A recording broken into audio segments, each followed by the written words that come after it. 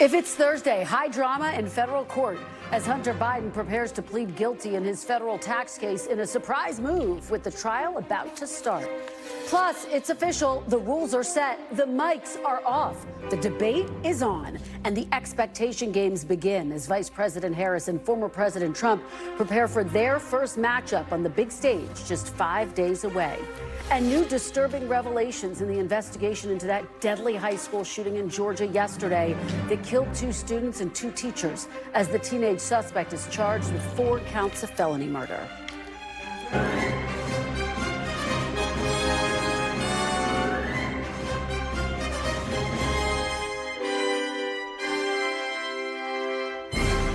Welcome to Meet the Press Now. I'm Kristen Welker in Washington. We begin with breaking news from the courtroom in Los Angeles, where Hunter Biden has been sworn in and is preparing to enter a guilty plea in his federal tax trial. It comes after a wild day of drama at the court as federal prosecutors began the day expecting to begin jury selection in this case. But just moments after the judge explained how jury selection would work, Hunter Biden's lawyers unexpectedly announced that he wanted to change his plea. The plea he initially wanted to enter didn't include an admission of guilt, but the special counsel was adamant that it would not accept that kind of a plea deal. After some back and forth and a late afternoon recess, Hunter Biden returned to the courtroom moments ago to plead guilty, but without a deal with prosecutors. He is facing 3 felony and 6 misdemeanor counts for failing to pay his taxes over several years. All of this comes after a plea deal he struck last year with the government fell apart, which eventually led to his conviction on felony gun charges at trial back in June.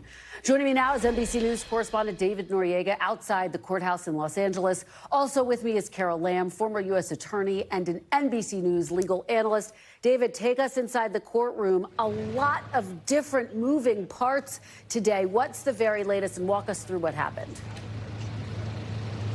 Yeah, Kristen, a lot of twists and turns. So currently, as we speak in this federal courthouse behind me, Hunter Biden is on the stand under oath, preparing to offer a guilty plea in this case. Leo Wise, the special prosecutor, is reading the indictment into the record, which is a necessary part of that process, after which we expect the judge to ask Hunter Biden a number of questions about whether he has adequate counsel and understands the consequences of a guilty plea, and crucially, whether he factually admits guilt in this case. So to back up, as you pointed out, this morning, shortly after proceedings started, Hunter Biden's legal team announced his intention to change his plea to guilty, but they were trying to pull a maneuver that involved a sort of unusual, special kind of guilty plea known as an Alford plea, in which you accept a conviction and eventually a sentence, but you maintain your factual innocence. You do not admit to any wrongdoing. We're now, for Hunter Biden to take the stand and offer what's known as an open plea, meaning a plea with no agreement with the prosecution, essentially putting his fate in the hands of the judge, saying, I am guilty, sentence me as you wish. To do that, he does need to admit guilt, but we won't know that that is what he's done until he has explicitly done so on the stand. It has been a dramatic day in court. Like I said, a lot of twists and turns. We're imminently, possibly, going to see the end of this case and the potential jurors released from this building. And at that point, we will basically be waiting for the judge to schedule a sentencing hearing at some point in the future. Kristen? It is just incredibly dramatic, David. And just you think about how the day started, where we are now, anticipating this potential guilty plea. Can you just walk us through how prosecutors have reacted to all of this as it's unfolded, David?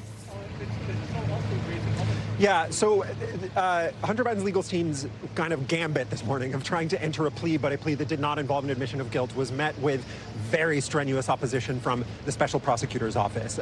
Leo Wise said several times into the record that Hunter Biden is not innocent. Hunter Biden is guilty. The Department of Justice wants Hunter Biden to be on the record in a court of law as guilty of committing the acts put forth in the indictment. They were also very resistant to Biden's legal team's efforts to sort of rush this plea through the court today. Abby Lowell, Biden's attorney, was trying to convince the judge that the facts were such that the judge could accept an Alford plea on the face of it. Today, the government was, again, strenuously opposed to that. They were saying that if there was going to be an Alford plea, they needed at least a day to come up with a substantive response to explain why they were opposed to such a conclusion. And the judge was receptive to the DOJ's claims here. It seemed very unlikely that the judge was going to accept an Alford plea, at least today. And that's the point at which we saw Hunter Biden agree to take the stand and offer what, again, we expect is likely to be a straightforward guilty plea with an admission of guilt. But like I said, I want to keep caveating this. We won't know that that's what's happened until it has actually happened, Kristen. And that is the update that we're waiting for right now.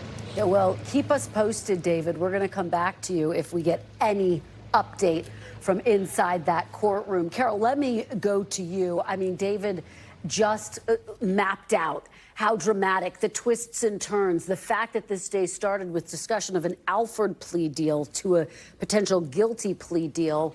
What's the strategy at play here?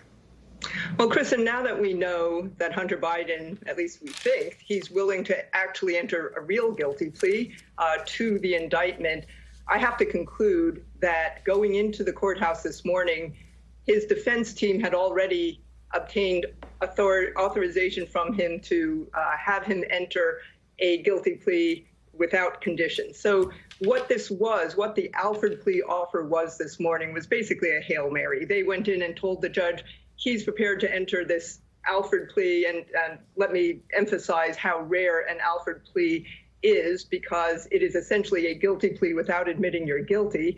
It's done only in the rarest of circumstances, and that's because obviously once you start letting people enter Alford pleas, then everybody wants an Alford plea. Who wants to admit that they're guilty? It was never going to happen with the consent of the prosecutors, which is what is required for an Alford plea. So I believe it was a Hail Mary. They were hoping that maybe the judge would go for it and put some pressure on the prosecution to allow the defendant to enter an Alford plea. The court was not biting, neither was the prosecution, and therefore, after some time for meeting again, apparently, and I think David is right to express some caution that we don't know what's going to happen until it actually happens. Apparently, Hunter Biden is willing now to plead to the indictment with no deals with the prosecutors, so he's essentially avoiding a trial, but placing himself at the mercy of the court for sentencing. Yeah, Carol, you say that the Alford plea is rare. I think it's safe to say a lot of people were Googling what exactly it meant and calling legal experts like yourself, asking for help to try to understand exactly what the details of that would entail. Look, I guess the question, just zooming out, taking a step back, as you say, it was really a Hail Mary, essentially. Is this something that prosecutors should have worked out before today, Carol? And what does it say? I mean, Abby Lowell is a highly experienced defense attorney, I should say. What does it say that this wasn't worked out? Well, we don't know what plea negotiations took place before today, but apparently no successful plea negotiations actually took place. And when I say plea negotiations, I mean that that anticipates a plea agreement where the government gives up something, maybe agrees to cap the sentence or give up certain elements of the sentence so that he will get a lower sentence. And the defendant agrees to give up something because he's not going to put the prosecution through its paces. He's going to actually plead guilty. But an Alford plea is basically saying, I don't think I'm guilty, but I agree, looking at the facts objectively, that I think the prosecution could prove to a jury beyond a reasonable doubt that I was guilty. So even though I don't think I'm guilty, I'm going to accept that and go ahead and do an Alford plea.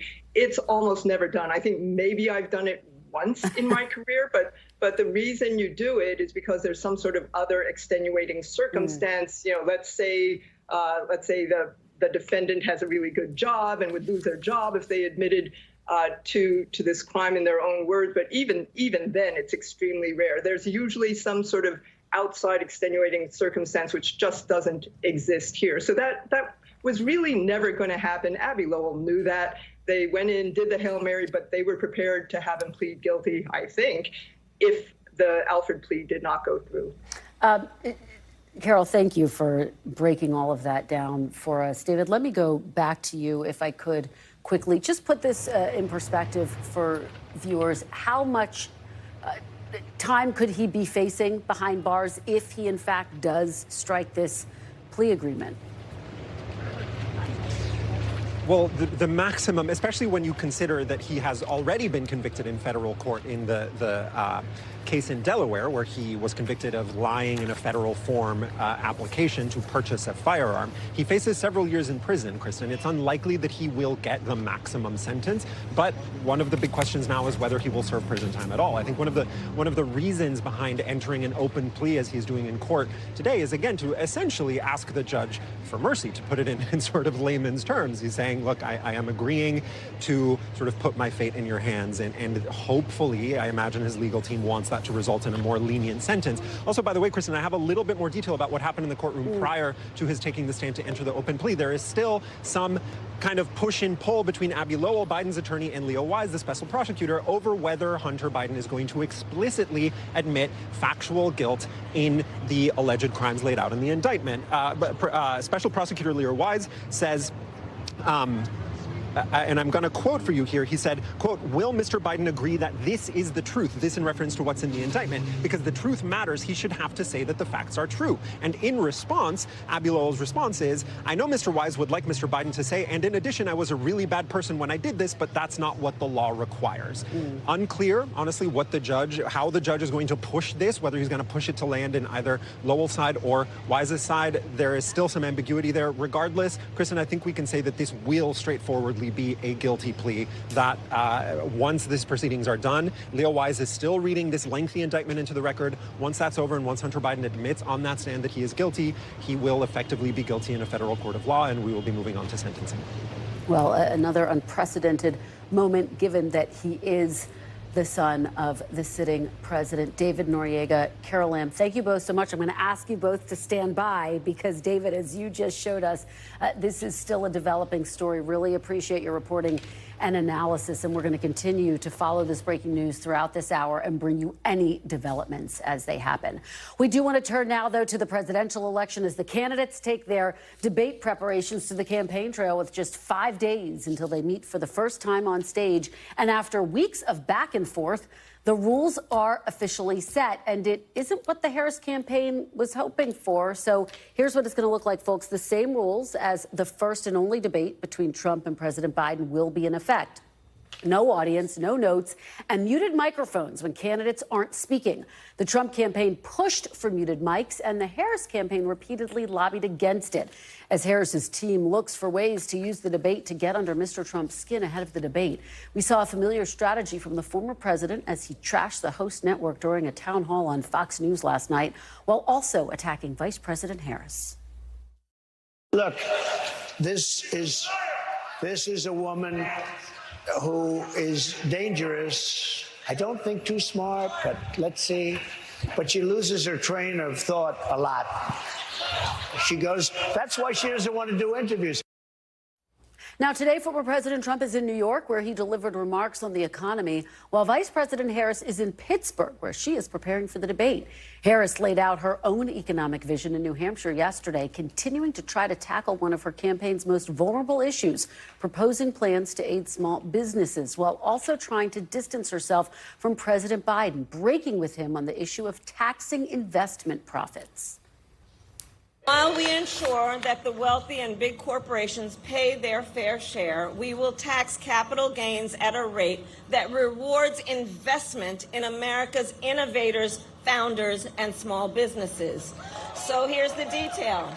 If you earn $1 million a year or more, the tax rate on your long-term capital gains will be 28% under my plan, because we know when the government encourages investment, it leads to broad-based economic growth, and it creates jobs, which makes our economy stronger.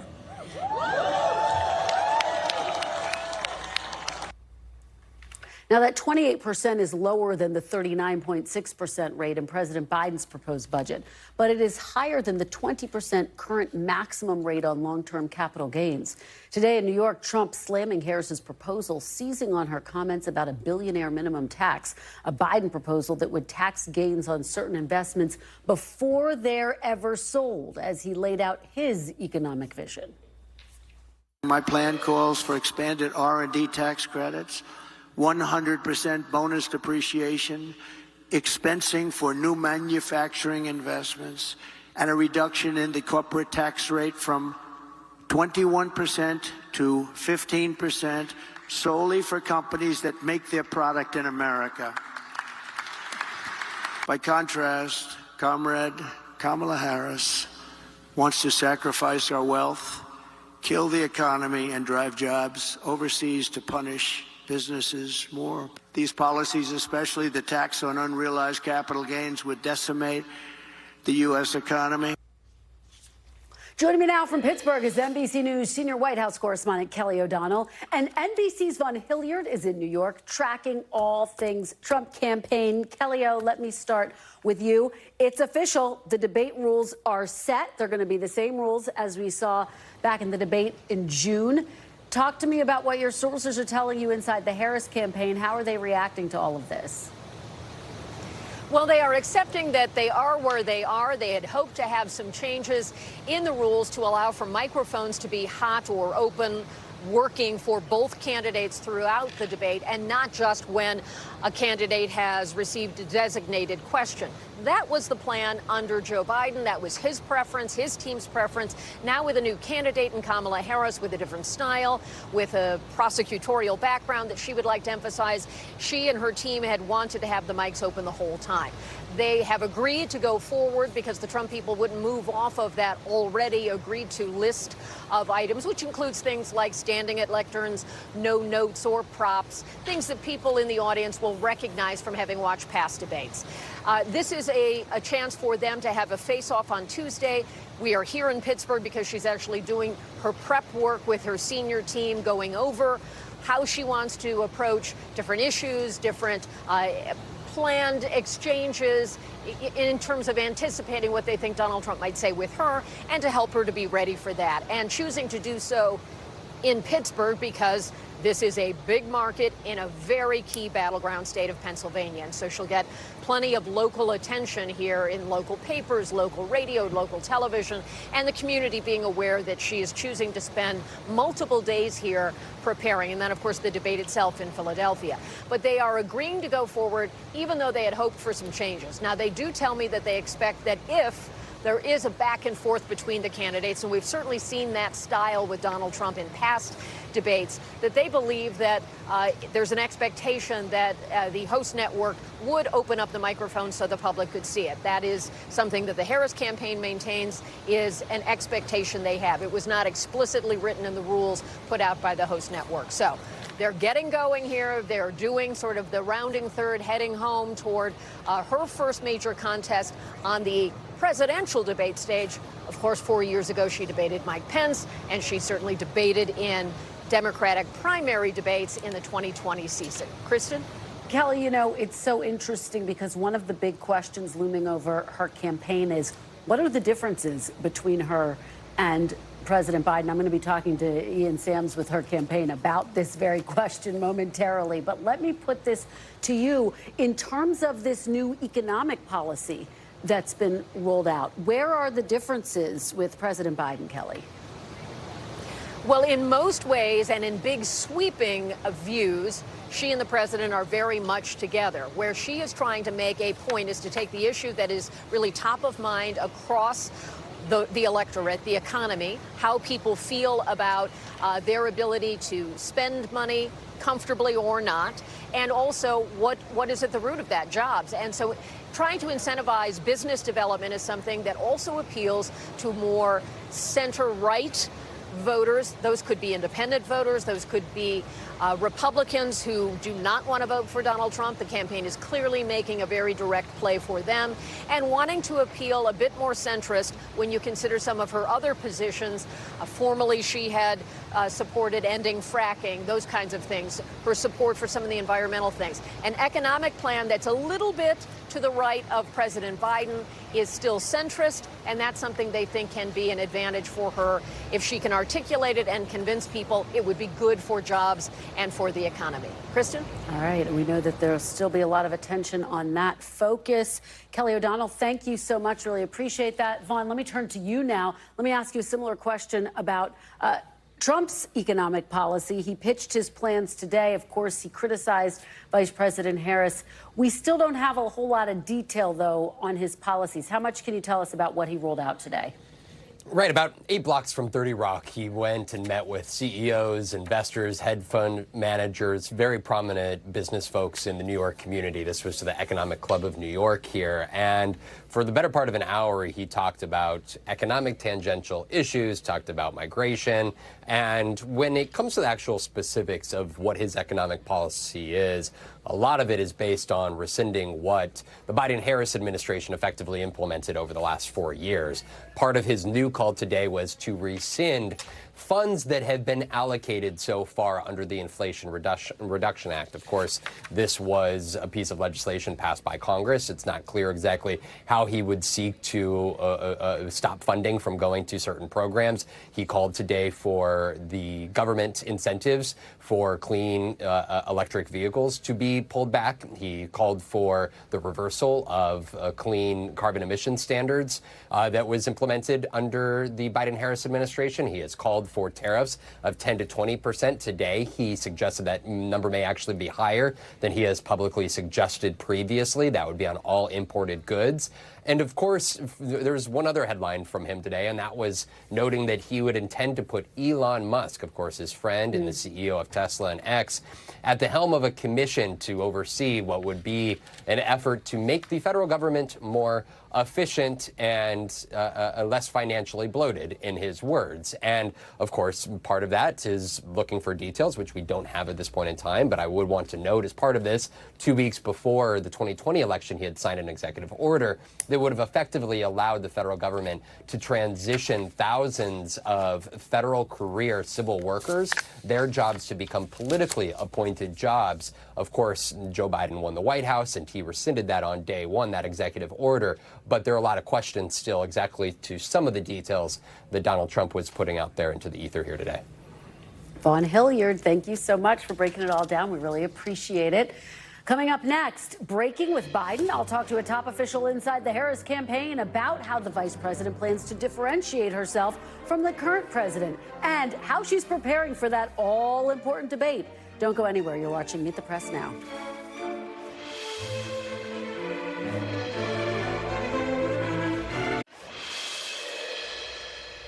Welcome back. Joining me now is Ian Sams, senior national spokesman for the Harris-Walz campaign and a former White House staffer. Ian, thanks so much for being with me this afternoon. I really appreciate it. Thanks. We are going to talk policy, of course, but I have to start with Tuesday's all-important debate. We have learned now that the rules are set. The microphones will be turned off when the other person is speaking. We know that that's not what you guys were pushing for. So tell me what your reaction is to this. Yeah, it's a little disappointing. I think the vice president really felt strongly about having the microphones unmuted so that the American people could see a real debate with real exchanges between the two candidates back and forth. I think you think about the sort of viral moments of her that people remember from her time in the Senate, where Trump appointees were before the Judiciary Committee, the way she's incisive in her questioning, asking them to draw out the truth and the facts about what they are talking about. Having that taken away from her in this debate is a challenge. And I think, we wish that the Trump campaign had understood that these are two different candidates than there were a few months ago, and that it was very clear that the Trump campaign wanted to keep a muzzle on their candidate so that they could try to instill some discipline. I think they were worried about what might happen in those exchanges with the vice president, and we're trying to sort of keep him under control. And I think, look, to their point, it's probably good for them. It's probably helpful. It's going to help Donald Trump stay under control and calmer and more disciplined and restrained. In June, for example, in the debate, he lied over and over again, but maybe he seemed a little bit more normal because he couldn't be interrupting and interjecting all the time. And so, look, this is a guy who's a showman. I think he knows how to perform in debates like this. I think he knows how to get ready for the big lights on TV. And he's a very experienced debater at this point. This is his 7th general election presidential debate, which is probably the most of anybody in history.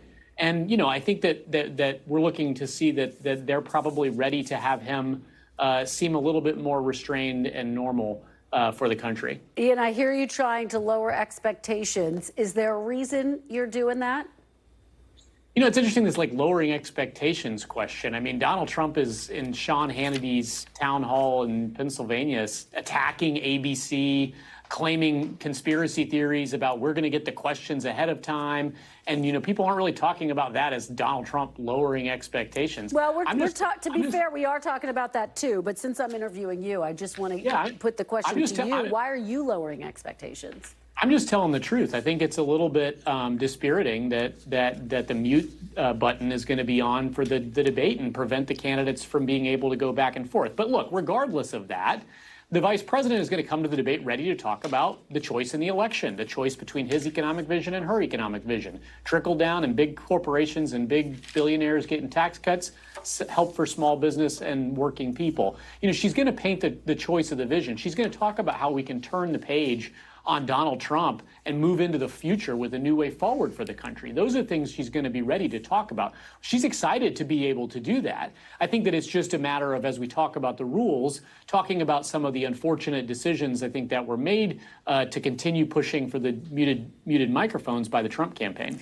Let me ask you now about some policy. Obviously, the vice president has been rolling out the details of her economic policy. She's signaled that she supports part of President Biden's proposed budget that contains new tax policy. So, question for you, this is a yes or no question. Does that include his billionaire's minimum tax that would effectively tax unrealized capital gains for Americans with wealth above $100 million? Yeah, well, the vice president actually talked about this yesterday. I think that she sees the proposal she put forward on capital gains and investment in entrepreneurship and startups in this country as appropriate in balance with the suite of proposals that she's also for, which includes a billionaire minimum tax, which includes quadrupling taxes on stock buybacks, which includes so that's a yes, Gian, just to be clear, that's a yes? A higher corporate tax rate. We saw Trump today talk about this. Yeah, she said that she's for the billionaire minimum tax and stressed that again yesterday. And I think, again, the reason I put all these things together is I think she rejects the false choice that we can either be for using the tax code to foster investment and growth in our startup and entrepreneur community and taking on those at the very top and the very wealthy. She thinks that we can do both. And she thinks that some of the proposals that we've seen, including President Biden's budget blueprint of 39.6% for those long-term capital gains, that's a little bit too high for how she sees how we can incentivize investing in startups and entrepreneurs. But when it comes to things like the billionaire minimum tax, you know, the raising the corporate tax rate, the stock buyback tripling or quadrupling, the rate on those, that's a suite of really strong proposals that targets those at the very top to ensure that we create more revenue to pay for really important priorities for the middle class. Ian, you know, you take me to my next question because you're talking about entrepreneurs and startups, and Congressman Khanna actually pushed back on the idea, saying exactly that this is going to stifle startups, that it could hurt entrepreneurs. How do you counter that and quite frankly, that opposition coming from within your own party? One of her top surrogates saying that. Well, I was watching Congressman Khanna actually yesterday talk about her proposal that she announced in New Hampshire about the lower capital gains rate than what President Biden has proposed, and he was saying that he thinks this makes sense, that this is a good suite of proposals and a smart plan to help small businesses and increase entrepreneurship and startups in this country. And so, you know, I think that every Democrat and every Republican aren't going to agree on everything. But I think that at the end of the day, Congressman Khanna, many other Democrats have spoken out to say Vice President Harris is putting forward a real plan that helps small businesses and working people, which is such a contrast to what we're seeing from President Trump. And you guys talked about this with Vaughn, his announcements at the New York Economic Club, where he's pushing even more tax cuts for corporations, even more tax cuts for those at the top. So it's just a really stark difference between the two. Let me ask you, broadly speaking, because she has put out a number of proposals, including a ban on price gouging, as you just laid out, a smaller increase in the capital gains tax. But how should people think about a Harris administration as compared to a Biden administration? Where will the big differences be? Will there be any big differences, Ian? Well, yeah, you're starting to see some of these areas where they disagree a little bit on how to get the policies around done. the edges. Around the edges. I think at the end of the day, they're very different candidates. I think the country and voters view them as different people. I think that people can see that President Biden and Vice President Harris aren't the same person. And I think that when Vice President Harris talks about her values and priorities, when you think about something like the price gouging proposal, this is someone who spent 15 years, 20 years of their career as a prosecutor taking on special interests, big, powerful interests on behalf of regular people who've been wronged by them. And so you can think about her policy proposals in terms of understanding that there are really big, powerful interests out there who are screwing over regular people, and we need to actually use our policy programs to take them on in order to give relief to some people. That's something that I think, we haven't talked a ton about over the last 4 years. But again, I think there's places that she can continue to roll out ideas and talk about for the American people. It may be a little bit of a distinction from President Biden. And I think the other thing is putting forward ideas that grow on and expand upon progress that we've made under President Biden. Ian, let me ask. I don't think it has to be. I think there's a little bit of a shorthanding that maybe there's some massive break or something. I think there are places where they disagree. They're different candidates, but at the end of the day, there have been amazing successes under this administration. And what she's putting forward are ideas of how to build on that and to talk to the American people about her own values and her own vision for doing this that is unique to her as a candidate. Ian, I want to ask you about price gouging because a lot of questions about how practically that would play out. For example, would the government set a maximum price on food and groceries? No, I think that the Republicans now suddenly, which is actually interesting. Let's talk about this for a second. Donald Trump and Republicans have been attacking her for somehow this is price controls, which it isn't. Economists have come out and said it absolutely isn't. But economists have also expressed concerns with the plan. But what's interesting about this price gouging proposal is 40 states already have price gouging proposals on the books. There's just not a federal law.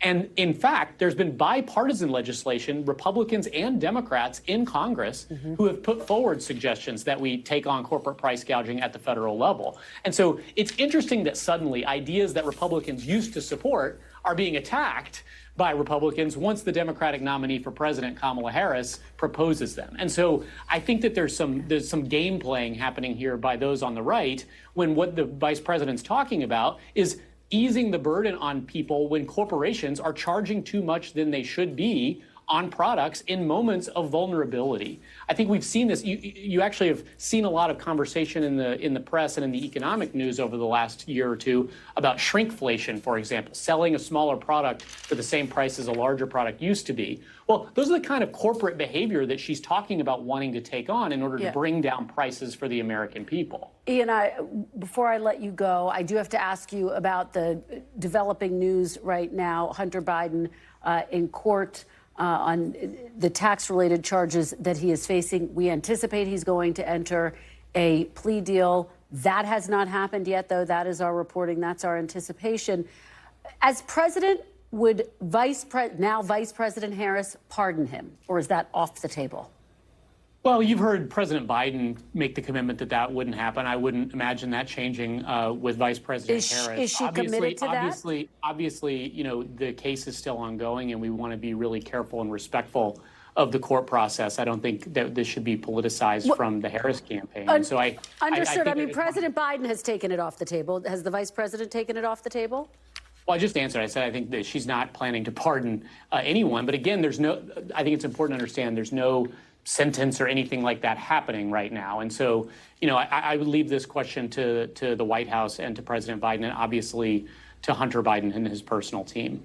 All right. Ian Sams, thank you so much for joining us. We really appreciate your time, Ian. And speaking of the debate, you can watch Vice President Harris and former President Trump face off in their first debate hosted by ABC News and streaming live right here on NBC News Now. Full coverage starts at 8 p.m. Eastern this Tuesday. Coming up, new details on the student now charged with opening fire inside his Georgia high school and how long he's been on authorities' radar. Stay with us. You're watching Meet the Press Now.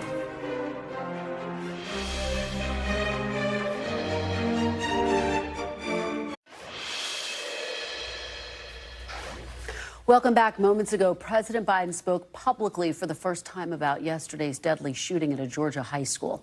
Here's what he said at the start of his remarks in Wisconsin for an event focused on infrastructure. As a nation, we cannot continue to accept the carnage of gun violence. We need more than thoughts and prayers. some of my Republican friends in Congress who just finally have to say enough is enough. We have to do something. Together, let's ban assault weapons. There are too many people who are able to access guns that shouldn't be able to. So let's require safe storage of firearms. I know I have mine locked up, but how could you have an assault rifle, a weapon in a house, not locked up, and knowing your kid knows where it is? Got to hold parents accountable if they let their child have access to these guns. Let's enact universal background checks, and then immunity for gun manufacturers. Now, authorities just released this booking photo of the 14-year-old suspect in yesterday's shooting, just hours after he was charged with 4 counts of felony murder. Authorities say the suspect opened fire with an AR-style weapon inside Appalachia High School, killing 2 students and 2 teachers and injuring 9 other people. Senior law enforcement officials briefed on the investigation say the suspect had shown interest in prior mass shootings, including the 2018 shooting at a high school in Parkland, Florida. Local authorities also say they interviewed the suspect and his father in May of last year after the FBI received a tip about a potential threat to shoot up a school. The sheriff in Barrow County, Georgia, told NBC News about that investigation. Look. Again, I believe and I feel confident that the FBI, the system worked. They notified local authorities. Local authorities went to the house, interviewed him, interviewed his father. They did a report. They did what they were supposed to do and found that there was no probable cause. I mean, regardless of the situation, all of us have civil rights. He didn't commit a crime. He made a comment. It was unfounded at the time. And so can anything be preventable? I mean, I don't know. It's hard to say. NBC News correspondent Jesse Kirsch joins me now from Winder, Georgia. Jesse, thank you for joining me. I know that investigators are still trying to piece together what happened. Talk about the latest in the investigation and what we know about the suspect. Yeah, so Kristen, as you were just hearing from the sheriff moments ago, we now know that this suspect was looked into over a year ago. And according to an incident report that we've been able to review, the suspect from this incident apparently told authorities more than a year ago when he was 13 years old that he had never threatened to cause violence at a school, would never threaten to cause violence at a school, and also suggested that his Discord account, a game which is frequently used for gamers in communicating online, that he suggested that his account may have been hacked as well. So he pushed back on those claims. As the sheriff said, there was nothing that led to an arrest at the time. And furthermore, as our colleague Tom Winters pointed out, there is no red flag law here in Georgia. So authorities really had only so much they would have been able to do in terms of trying to get him away from firearms in his home. According to this incident report, the suspect's father said that there were guns in the home, but that the boy did not have unfettered access to it. Fast forward to yesterday, and Colt Gray, who according to authorities was new to the school district just on his 2nd day in this school, is accused of having shot and killed 2 classmates, killed 2 teachers in the school as well, and injuring 9 more people. We are told that those 9 individuals who were injured by gunfire are expected to survive from their wounds. The memorials continue to grow here. We have seen people bringing flowers to this school throughout the day. Classes have been called off for the rest of the week here. And this suspect, who is accused of carrying out this rampage, is now facing 4 counts of felony murder, and more charges, we're told, are expected after this rampage, which we're told involved an AR-style weapon. And of course, the question remains out there, Kristen, amongst so many others: how does that kind of weapon get into a school as the school year is getting underway, Kristen? It's just so many devastating details. Jesse Kirsch, thank you for being there for us. Thank you for your reporting. I know it is just tough, that community still in shock and in mourning. We really appreciate it. Coming up after the break, former Republican Congresswoman and outspoken Trump critic reveals she's voting for Harris this November. We'll delve into that and tell you who it is. You're watching Meet the Press now.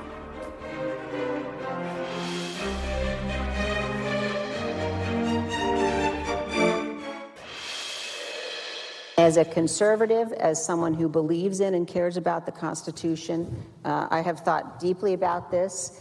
And because of the danger that Donald Trump poses, not only am I not voting for Donald Trump, but I will be voting for Kamala Harris in this election. Welcome back. That was former Wyoming Republican Congresswoman Liz Cheney announcing her support for Kamala Harris last night at Duke University. The former vice chair of the January 6th committee and former chair of the House Republican Conference, Cheney isn't the first big-name Republican to come out against Trump, but she is one of the first to say she will vote for Harris. Joining me now on set is Chris Cillizza, founder of the So What newsletter, Democratic strategist Juanita Tolliver. She's also an NBC News political analyst, and Republican strategist Lance Trover. Thanks to all of you for being here. Chris, kick us off. Yeah. The significance of this announcement, not altogether a surprise, but as I said, to hear her say she's going to vote for Harris. I mean, okay, let me first answer your question, which is I don't think there's a huge amount of significance. I don't think anybody thought Liz. I just don't think there was a world out there where we were like, Liz Cheney, is she potentially for Trump? But you're right, that she is for Harris is something. Right. But I will say it reminded me when I heard it last night, again, not super surprising, but when I heard it, I thought, holy cow, like, number one, I thought, I'm old. And number two, I thought 15 years ago, if you said Liz Cheney, it doesn't matter who it is, but Liz Cheney is going to endorse the Democratic nominee for president, I would have fallen over because Liz Cheney, I know she's sort of a hero among Democrats at this point, but Liz Cheney, I would remind people, go look at her voting record on anything not tied to Donald Trump. She is, I mean, she is what we used to call a conservative. Right. So it just reminded me how much things have changed even in the last decade. That was my big takeaway, I guess. It's a great point, Lance. I mean, and that was so on display at the convention, that this is Donald Trump's party now. The Bushes and the Cheneys, the Romneys, they were nowhere to be found. Yeah. Well, you took all of my lines. I'm not really sure what to... I told Kristen I had to go first. Yeah, exactly. I only got one good bit.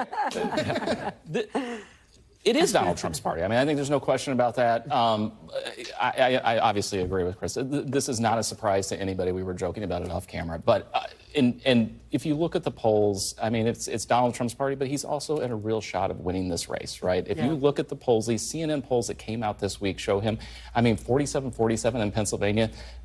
He's doing really well out there right now. And so these types of things I don't think are going to matter, certainly not to Republicans, and I'm not sure they're really going to matter to swing voters at the end of the day. Do you agree, Juanita? What do you think? I mean, I'm always going to say, sure, come on in, the water's fine. Everybody can vote for the vice president to be the next president of this country. So I'm not going to slam it, but I do agree that Liz Cheney isn't at the top of my list. I don't think a lot of Democrats view her as someone who is doing anything different from what she has done for the past few years. Do you anticipate she'll be campaigning for Vice President Harris? What can we expect to see? What are you hearing? Maybe. Do I see a potential event with her and Adam Kinzinger? Sure. To the right audience in the right state. Definitely not on stage with the vice president, though. Here's how J.D. Vance is responding. Let me play this and get everyone's reaction on the other side. This is a person whose entire career has been about sending other people's children off to fight and die for her military conflicts and her ridiculous ideas that somehow we were going to turn Afghanistan, a country that doesn't even have running water in a lot of places, into a thriving liberal democracy. And for that, Liz Cheney was willing to kill thousands of your children. Lance, what do you make of that? I mean, it's a new day and a new age here in this party. I don't think there's really what else to say. I mean, in that response, actually, if you think about it, I mean, the Republican Party has become an anti-war party and an interventionist party. And so I'm actually not surprised to hear some of what he's saying out there in terms of drawing the contrast with her. It is. I mean, I don't want to be the old guy on the panel, but I do. My kids say I look younger than I am, so I'm going to keep that in mind. But you do. And it's not just the blue glasses. Thank you. Not just.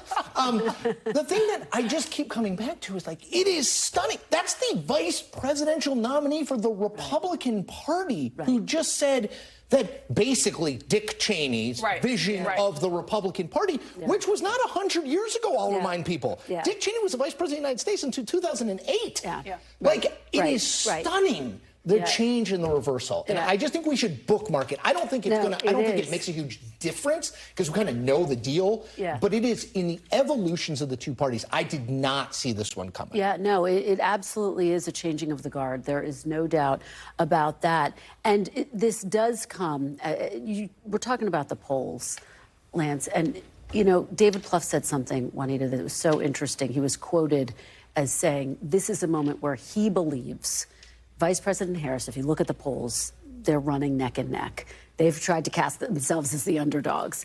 But he says, look, it's not just that there's momentum against voting for Trump, that there's momentum for voting for Harris. He said that's where the magic comes in. Do you think Democrats are doing enough to tap into that magic right now? Absolutely. They raised $300 million in August alone. We've seen millions of new voters registering, young people, women especially, and those same people are peeling off from Donald Trump. I think the biggest change in polling I've seen since the convention was white women shifting away from Trump by about 11 points. And so when I think about that in the context of Democrats leveraging this opportunity, yes, they are doing that work and translating it not just into dollars, but activations on the ground, because that is what's going to turn out. Turnout is going to decide this race, especially with these statistical ties in the polls. And they're trying, of course, they're rolling out a new ad campaign. I want to play a little bit and get everyone's reaction on the other side.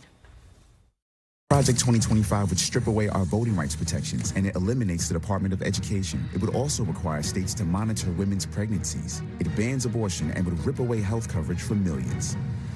Kamala Harris will stand up to Trump and his MAGA loyalists' dangerous plans to control our lives. Because Trump is out for himself, while Kamala Harris is for the people. Chris, you know, it's interesting. If you look at the polls, a lot of voters actually know what Project 2025 is. I'm sort of surprised, to be honest. Yeah, it's a very conservative, we should say, blueprint. Donald Trump has said, look, I have nothing to do with that. But of course, a lot of the folks who wrote it are former advisors to Trump. How much does an ad like that resonate? What do you make of that strategy? Well, let me say about Project 2025 first. It is the single dumbest thing. If you want Donald Trump to get elected, okay, if your goal is to get Donald Trump elected, the stupidest thing you could possibly do is be like, why don't we put down in minute detail very specific, what very we clear. think you should do with, like, the Interior Department. No one is thinking about the Interior Department right now, right? But, like, when you do that, you allow ads like that. I mean, that's why Kamala Harris, look, she's not putting a lot of meat on the policy bone, but I totally get why. Because as soon as you say, I'm for this, it means you're against this and your opponent can attack you. That document is an absolute gold mine if you are Kamala Harris's campaign. Does it? It's great for the base. The Democratic base will be absolutely fired up by an ad like that. We always talk about this, like, will it matter to swing voters? Man, I wish I knew, honestly, because it's so hard to know. That's why I think what's coming Tuesday night is going to be so critical in this election, because there's, 15% were undecided in the polls out this week. I mean, those folks are going to be watching, and that's why I think, because everybody knows Donald Trump. They know what he stands for. That is not, the question is, who is Kamala Harris? What does she stand for? And that's why I think a lot of people are going to be tuning in. And how does she stand up to Donald Trump face to face? Remember, they have never been in close proximity. This will likely be their very first time meeting each other in person. And so her posture on the stage that night, going toe to toe with him, even with muted mics, I'm sure there's going to be something shouted across the stage at her that she will be able to respond to. It is going to be a fascinating night for so many reasons. And we saw the importance of the debate back in June. Guys, thank you very much. Fantastic conversation. Really appreciate it. We want to turn now to the battle for the control of the Senate, which could go through the state of Montana. A new AARP poll shows former President Trump with a 15-point lead over Vice President Harris among likely voters. But the Senate race is much tighter. Republican Tim Shea holds a 6-point lead over incumbent Democrat John Tester within the poll's margin of error. CNBC's Emily Wilkins is on the ground in Missoula and filed this report. Kristen, housing prices are an issue nationwide, but it is a particularly big problem here in Montana. On the demand side, you've seen a lot of folks move into the state, of course, for some of these gorgeous views that you see here, but it's driven up housing prices. And then on the supply side, the state actually has a labor shortage, and that has led to homes being more expensive as well. The National Association of Realtors said that Montana is the least affordable state for home owners because of these two reasons. And here in Missoula, the average housing price of $568,000, it might not sound that much if you live in New York or Washington, D.C. But if you were born and raised in Montana or you've been here for a while, wages have not kept pace with the skyrocketing housing prices. I spoke with DJ Smith. He's the president of the Montana Association of Realtors. Listen to how he described the issue. People in, Colorado, California, they would sell their homes for over $1 million and have a lot of equity to purchase here in Montana. And so we've seen that, and that's led to 30% of our homes, a record number of 30% of our homes last year being bought with cash. Housing affordability has become a huge issue in Montana's Senate race that could ultimately determine which party controls the chamber next year. Democratic Senator Jon Tester, he's a third-generation Montanan, and he faces one of the most difficult re-elections of any incumbent. If he's on the campaign trail, he's been talking a lot about out-of-staters moving into Montana, what it means to be a real Montanan, but he's also put forward a number of policy proposals, and this includes federal grants to help with middle and low-income housing, also to repair homes here in Montana. Plus, he has talked about a tax credit that would go to developers if they sell property to groups of Montana residents who are trying to keep costs low. Now, Tester's Republican opponent, Tim Sheehy, he's talked a lot about inflation, blaming that on Biden and Tester's policies that they have passed in Washington, D.C. But in a recent debate, he also began talking a lot about the need for more tradespeople. So these are builders, your plumbers, your electricians, your HVAC specialists, folks that are in short supply down here in Montana, and that if they had more of them, you could have more competitive and hopefully lower pricing. I spoke with builder Andrew Wiegand, who told me that part of the reason that housing prices are so high is that it's difficult for him to find subcontractors here in a state with the labor shortage. If you have a pool of 3 or 4 subcontractors to use and not 30 or 40, you're going to have not as competitive of a market as you do in other areas of the nation. The race here in Montana is currently considered a toss-up. A poll from the AARP out today does show Sheehy with an 8-point lead, but that is within the poll's margin of error. Will certainly be a very close race from now until November. Kristen? And our thanks to Emily Wilkins for that great report. We'll watch that race very closely. I'm back tomorrow with more Meet the Press Now. And as we mentioned earlier, tune in Tuesday night at 8 p.m. Eastern for special coverage of the Harris-Trump debate hosted by ABC News. You can stream it live right here on NBC News Now. The news continues with Hallie Jackson right now. Thanks for watching. Stay updated about breaking news and top stories on the NBC News app or follow us on social media.